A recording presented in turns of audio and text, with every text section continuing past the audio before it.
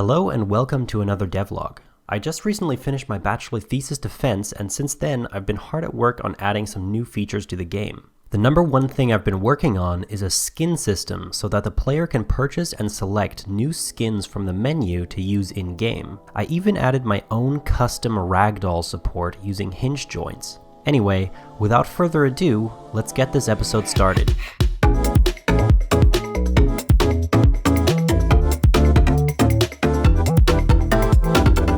So first things first, I need a way to cycle between various skins and determine the cost and purchase status of the skin. So if the player hasn't purchased the skin, there should be a small lock symbol in front of the skin and you should be able to press the buy button to purchase it. The way I decided to go about this is to create a skins prefab where I store all the skins.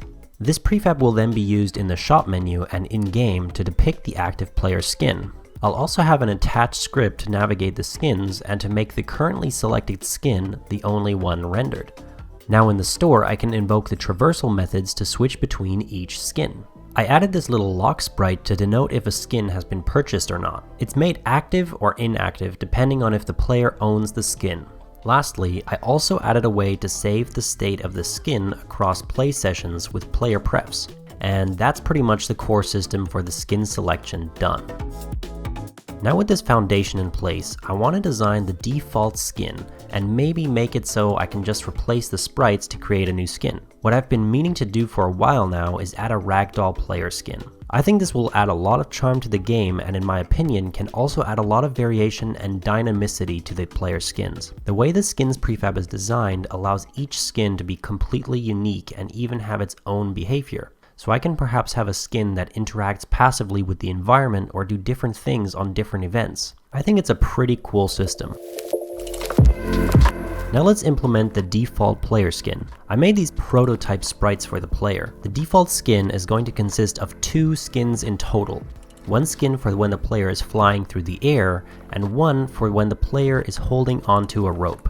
To make this possible, I simply have to make 2 torso sprites, one with the arms holding onto the rope, and the other without arms at all, since the arms will be Ragdoll sprites. The legs will be Ragdolls in both modes.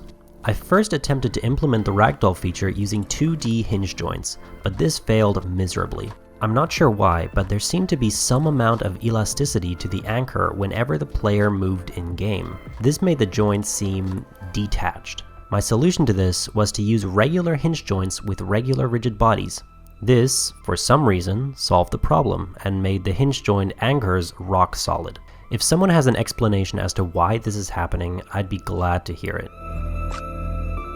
Next, I want to add constraints to the joints. The issue with this is that the constraints on joints in Unity reset every time the joint is deactivated and reactivated. Since the constraints work relative to the initial rotation of the limb, this means I'll have to reset the rotation of the Ragdoll limb to its initial value before resetting the constraints, and then set the rotation back to its previous value after resetting. Very nice design, Unity.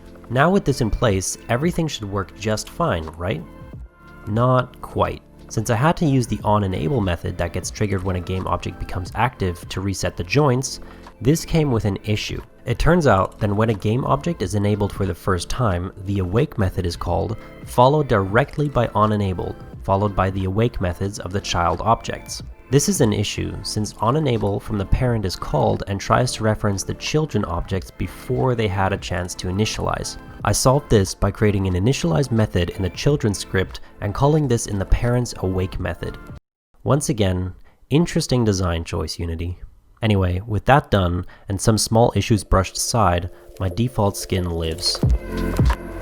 Keep in mind, of course, this skin is only a prototype and will be revisited later. Oh, I made a hat too. Finally, I'd like to add one more skin to the game.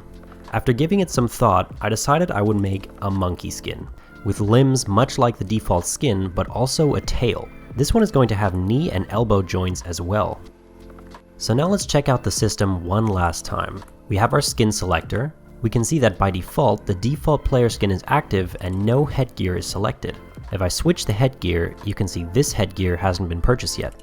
Moving one back, there's an unlocked prototype headgear.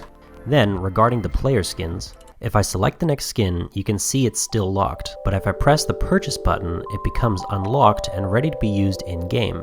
I can also unlock the hat here to use in-game as well. And without further ado, let's try the skin out. I plan on making at least a few more skins for the player and some unique hats too, but for now this is it, and it's looking good in my opinion. Thanks for watching this devlog. If you enjoyed this episode, please consider subscribing, and a like is always appreciated. With that said, have a nice day, and I'll see you next time.